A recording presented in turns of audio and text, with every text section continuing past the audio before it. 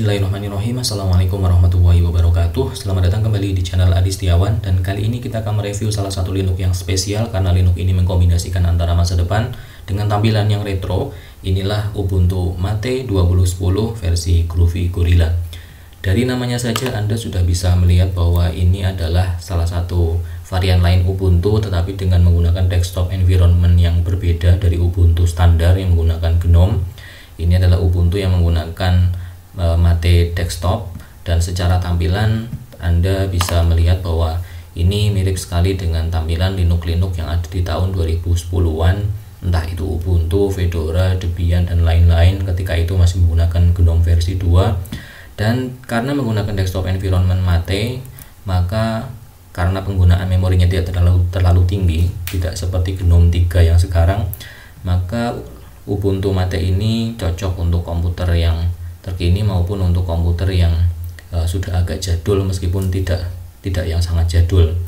Ya, jadi fokusnya karena menggunakan Ubuntu yang terbaru, tentu saja perangkat-perangkat komputer terbaru, dukungan drivernya pun bagus, dan secara tampilan ini tampilan yang seperti yang saya katakan retro, karena mereka punya tagline sendiri, for a retrospective future.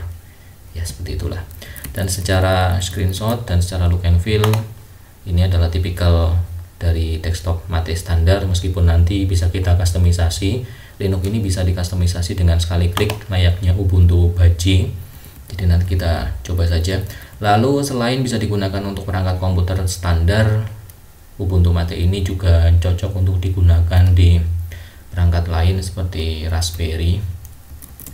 Ya, dan di sini komunitasnya semakin berkembang, termasuk sudah ada sponsornya sendiri. Dan jika Anda ingin mendownload Ubuntu Mate, di sini sudah ada beberapa versi yang bisa Anda pilih.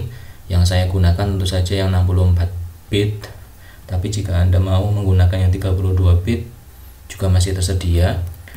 Untuk sistem requirement-nya seperti apa, kita lihat bahwa rekomendasi CPU-nya Core 2 Duo, tentu ini sudah generasi prosesor yang agak lama. Rekomendasi RAM-nya 4GB, storage 16GB, dan seterusnya. Dan minimumnya RAM-nya 1GB, tentu saya tidak menyarankan itu. Dan karena di sini juga mendapatkan dukungan untuk Raspberry Pi, berarti dia juga bisa dijalankan di Raspberry Pi versi 23, 3+, dan 4 untuk semua memorinya. Tentu dengan instalasi di micro SD card tentunya. Nah, berbicara tentang Ubuntu Mate yang ada di Raspberry dan secara keseluruhan tentunya, di sini saya perlu menyampaikan fakta menarik bahwa di salah satu sinetron yang sedang ongoing, Ubuntu Mate muncul atau mendapatkan kesempatan untuk muncul di salah satu scene di mana karakter utamanya sedang mengetes program pengenalan orang, di mana Ubuntu Mate-nya itu terinstall di perangkat Raspberry Pi. Tentu ini bisa jadi marketing tersendiri untuk tim Ubuntu Mate, dan mungkin juga untuk Anda jika Anda berminat dengan Ubuntu Mate. Ya, seperti itu sedikit intermezzonya. Dari sisi download, kembali ke posisi download. Saat kita mendownload versi yang 64 bit, ukuran file ISO yang harus kita download sebesar 2,7 GB, yang mana ukuran itu sama dengan versi Ubuntu standar, tentu dengan kelengkapan software yang sedikit berbeda. Jadi itu sekilas tentang Ubuntu Mate. Silahkan kunjungi ubuntu-mate.org untuk mendownload Ubuntu Mate terbaru. Kita tengok dari sisi popularitasnya. Ubuntu Mate ini dari situs distrowatch.com, berdasarkan peringkat yang mereka susun, Ubuntu Mate menduduki peringkat 42, di mana peringkat itu berarti ya posisi tengah dari 100 ranking yang mereka keluarkan.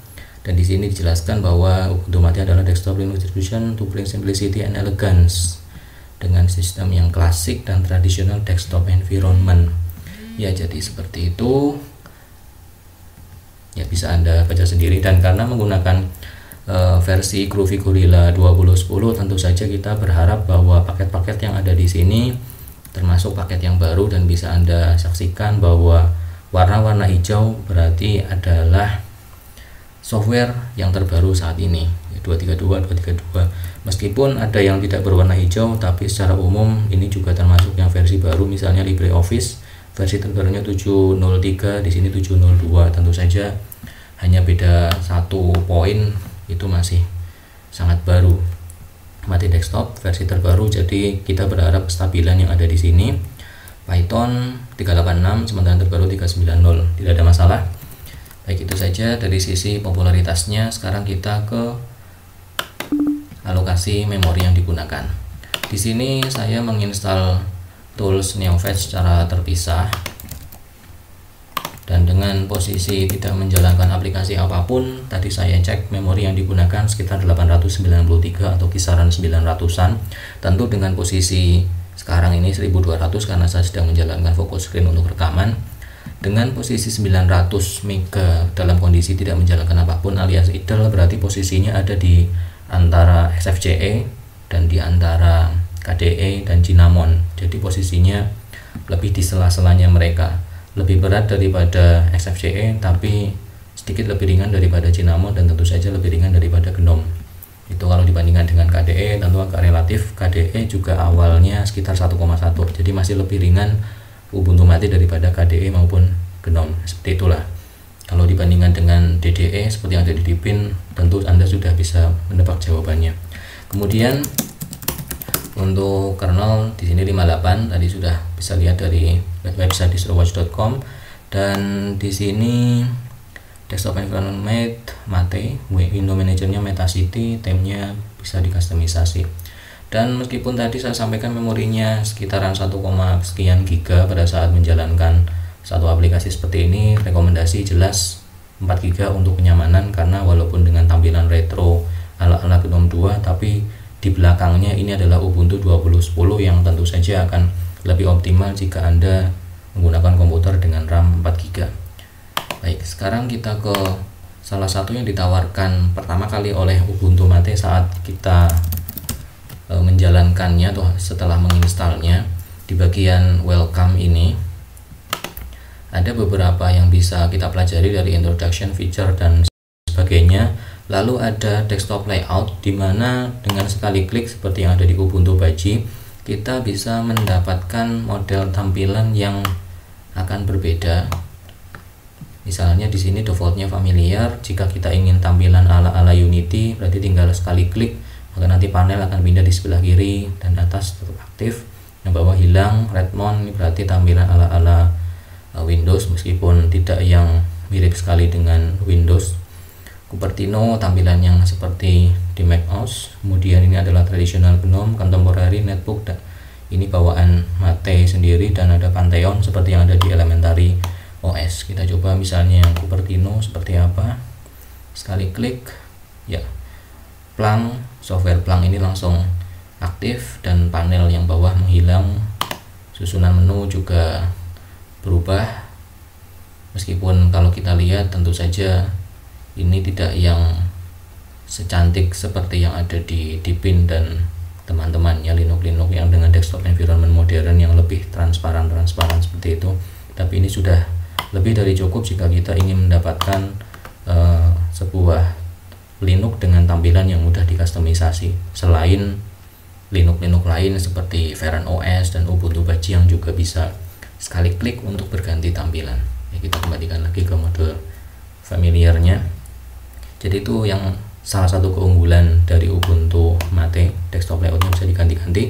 Sekarang kita ke aplikasi bawaan. Dengan file ISO 2,7 GB kita akan mendapati cukup banyak aplikasi yang ada di sini, dan beberapa merupakan aplikasi yang tipikal Mate itu sendiri seperti Mate Calculator, Font Viewer, Search, semuanya berawalan Mate. Di sini Plunk tadi sudah kita lihat untuk membuat dock yang ada di bawah pada saat tampilannya Cupertino.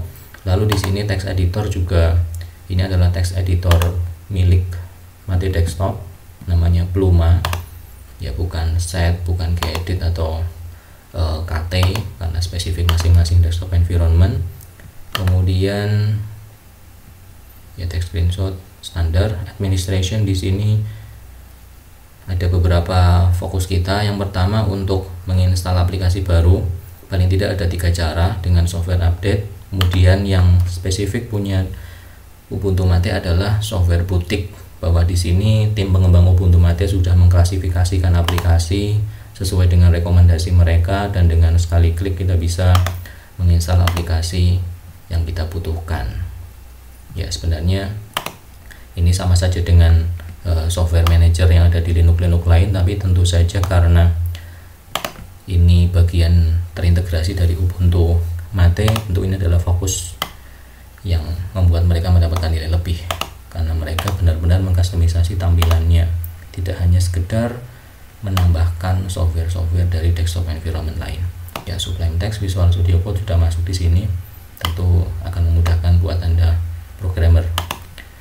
Itu dari sistem administration. Kemudian dari grafik, di sini tidak ada game terinstall, tentu saja bisa Anda install terpisah. Dokumen scanner, Eye of Mate ini untuk image viewer, spesifik punya Mate. Color selection, ini juga yang asik di Linux adalah color selectionnya bisa keluar dari zona desktopnya, zona windownya, sehingga bisa kita ambil warna yang ada di komputer bagian lain, ya, di layar lain, seperti itu.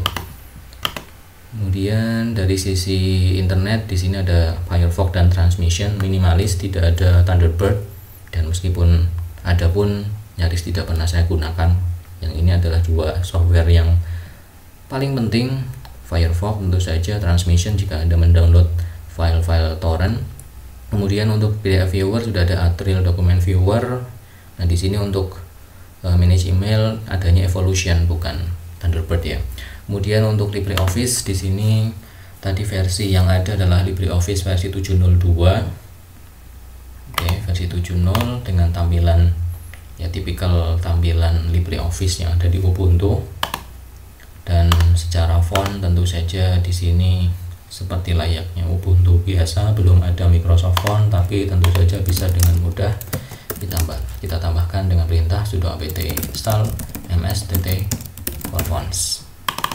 Ya, begitu saja. Dengan adanya LibreOffice ini berarti secara umum Linux ini sudah sangat cocok untuk keperluan perkantoran. Untuk preferences di sini ada beberapa menu kustomisasi. Ya, kustomisasi standar tentu saja ada di bagian appearance, display untuk modifikasi resolusi layar, edit main menu, mate tweak dan sebagainya. Sound video, di sini ada 3 bawaan. Kalau focus screen ini saya install terpisah.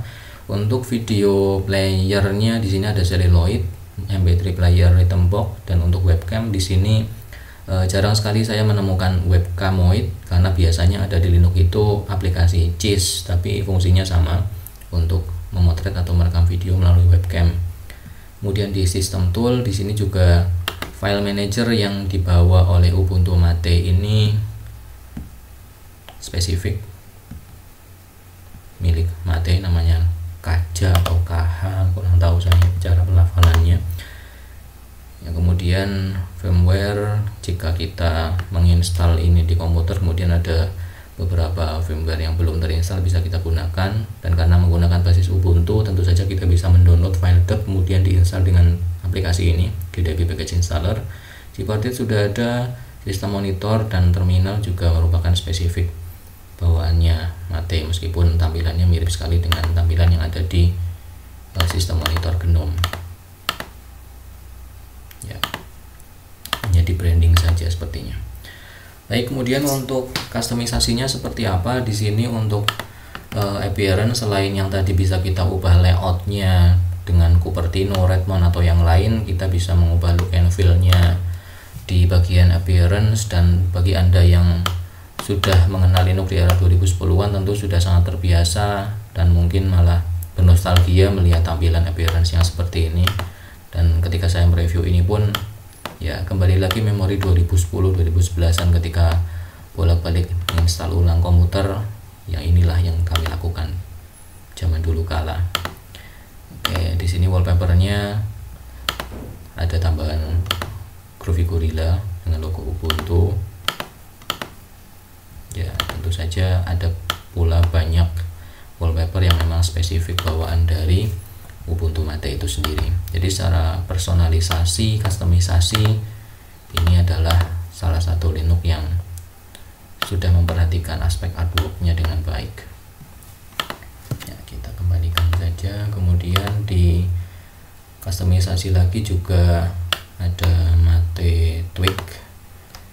Ya, di sini umumnya untuk memodifikasi desktop, misalnya kita ingin menampilkan mounted volume, berarti ini di checklist saja trash, tapi kalau tidak ya kita hilangkan saja. Dan umumnya kalau laki-laki lebih suka tampilan yang tidak ada shortcutnya sama sekali.